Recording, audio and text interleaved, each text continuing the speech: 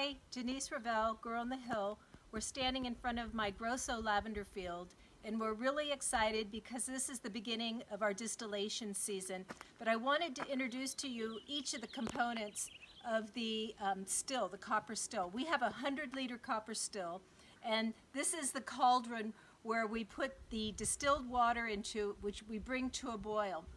Next to the cauldron is the column, which sits on top of the cauldron, and we put in between 25 and 30 pounds of lavender flowers for the distillation. And on top of the column sits the onion top.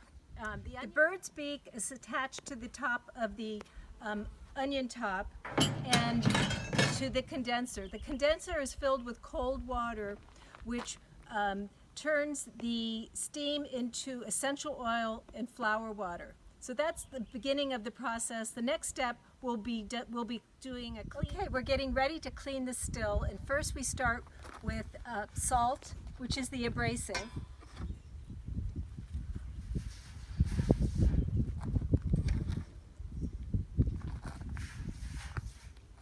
And then I'll add vinegar, which is an antibacterial, which we use for cleaning. And we'll do a real good scrub.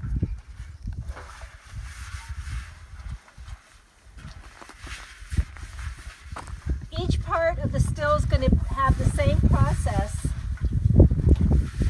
And once we do this cleaning with the salt and vinegar, I'm going to empty this still and then add distilled water to rinse it clean. All the parts of the still have been cleaned, and now I'm going to add the distilled water.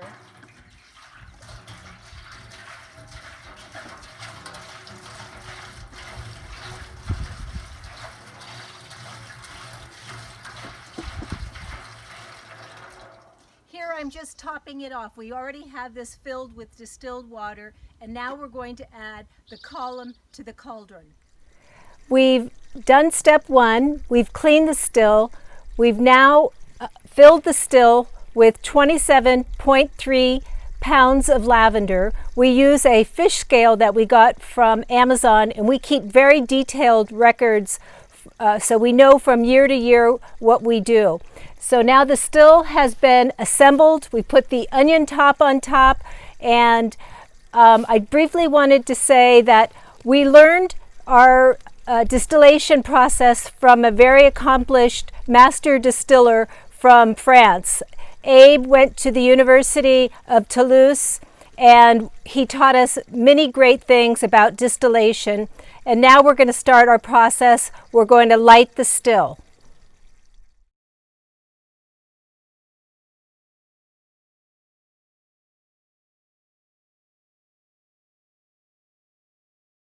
Okay, so we've got the flowers in the column, and we put Teflon tape around the seams in order to keep all the steam inside. You don't want any steam to escape because that's a necessary process in the distillation. The purists use rye flour, which is something we don't use because we get in production mode and we'll be doing 10 or 11 distillations a day, and you can only imagine rye flour bakes on, and you have to scrape it off every time you put in more lavender flowers.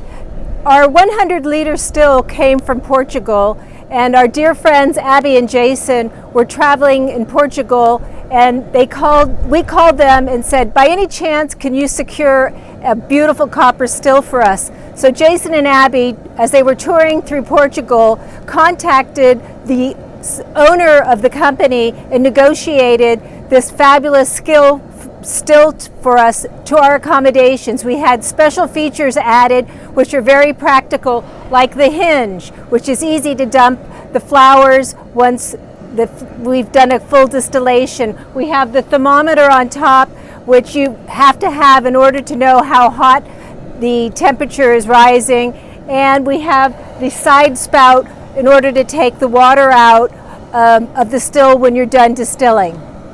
The still has been running about 30 minutes, and we're up to 100 degrees Celsius or 212 degrees Fahrenheit, and now we're starting to see product.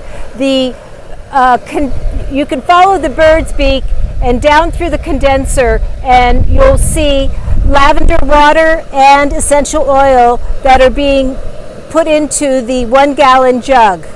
The still has been running about 45 minutes, and it throws off about 1 gallon of lavender water, and you can see the amount of essential oil. We usually have about a 3 to 5% return on the essential oil. So as you can see, you have a lot of flowers to make very little product. So I hope you enjoyed our short video on distillation, and be well, my friends.